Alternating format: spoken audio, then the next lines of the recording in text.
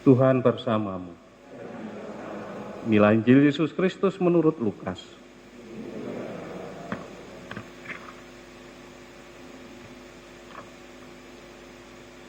Semua orang heran karena segala yang dilakukan Yesus. Lalu Yesus berkata kepada murid-muridnya, "Dengarkan dan camkanlah segala perkataanku ini. Anak manusia akan diserahkan ke dalam tangan manusia." Mereka tidak mengerti perkataan itu, sebab artinya tersembunyi bagi mereka, sehingga mereka tidak dapat memahaminya, dan mereka tidak berani menanyakan arti perkataan itu kepada Yesus. Demikianlah Injil Tuhan.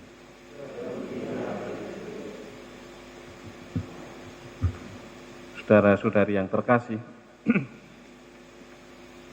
dalam bacaan pertama, pengkhotbah ini menelusuri dari waktu ke waktu kehidupan manusia.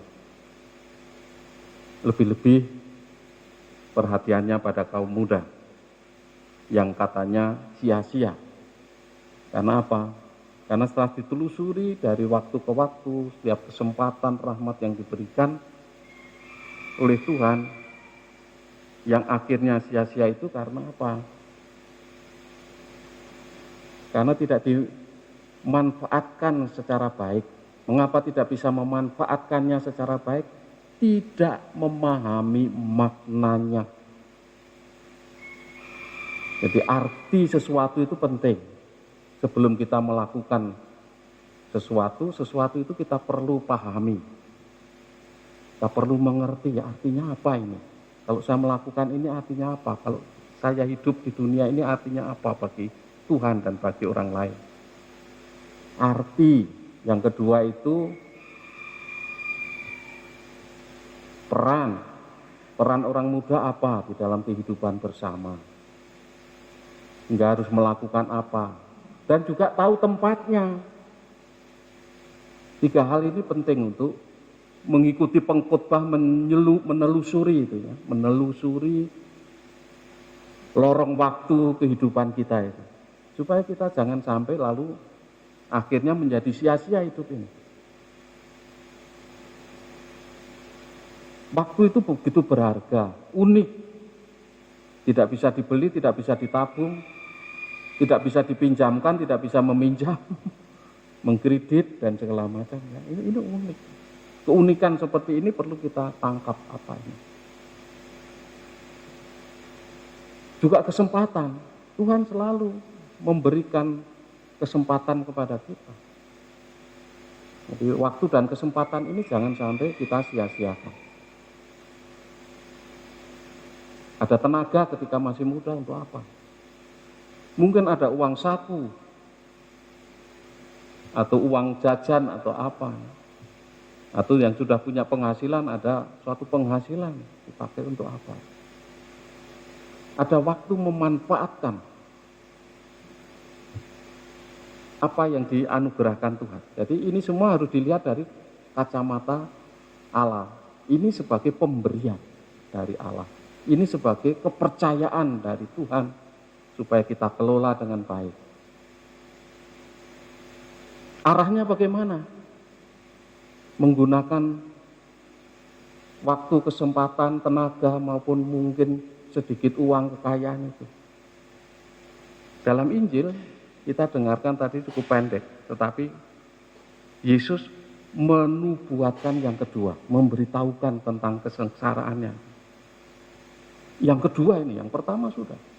Yang kedua, para murid juga belum tahu. Para rasul yang mengikuti saban hari itu tidak tahu maksudnya apa. Anak manusia akan diserahkan ke dalam tangan manusia. Anak manusia itu siapa? Ini ada 2 sumber. Pertama, anak manusia seperti yang dikatakan Daniel, berarti manusia yang sungguh berperan menentukan dalam sejarah keselamatan umat manusia. Siapa itu? Yesus. Yang kedua, hamba, sebagai hamba. Hamba yang bersengsara itu kalau Yesaya saudara. Yesus itu hamba yang bersengsara. Itu berarti apa? Baik yang pertama maupun pemberitahuan yang kedua tentang perjalanannya itu, arahnya jelas ke Yerusalem.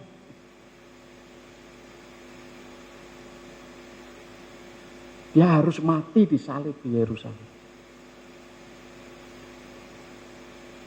Maka dia memanfaatkan itu waktu, hidup, tenaganya, dan mungkin uang kas yang dipegang Yudas Iskariot.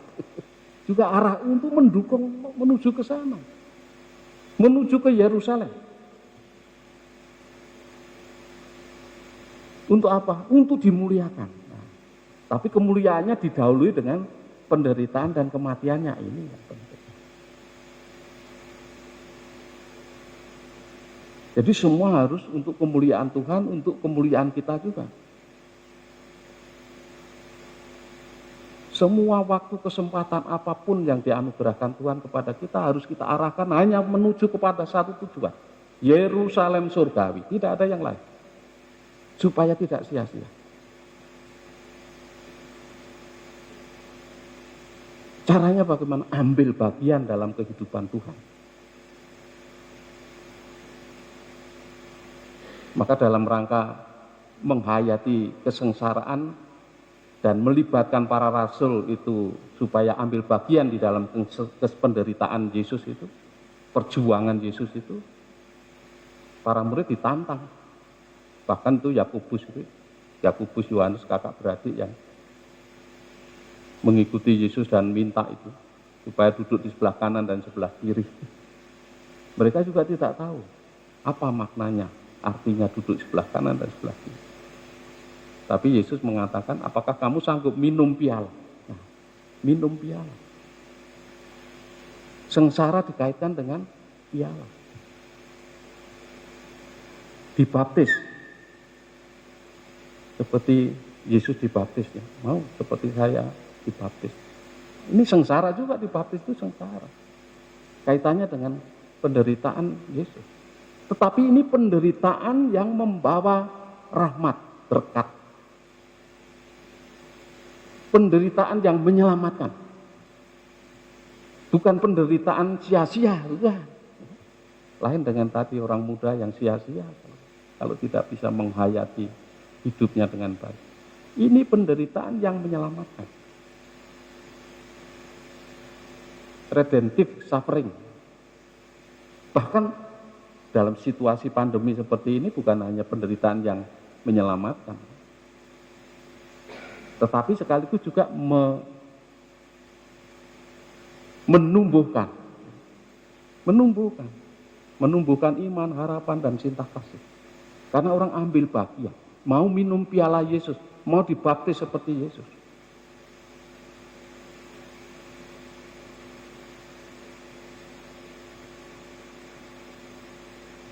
Nah, para rasul tidak paham dan karena itu dia juga tidak tanya, juga tidak apa-apa kepada Yesus apa itu artinya, karena memang umumnya dalam pikiran, dalam benak pikiran para rasul, para pengikut Yesus pada waktu itu ya, mereka itu tidak tahu arti salib, arti penderitaan.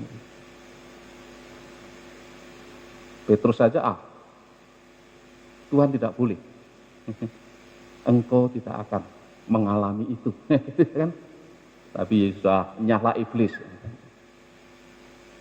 Karena yang akan menghalang-halangi perjalanan Yesus menuju Yerusalem untuk dimuliakan, mati di salib itu, dan nanti pada hari ketiga bangkit, setan yang suka menghalang-halangi.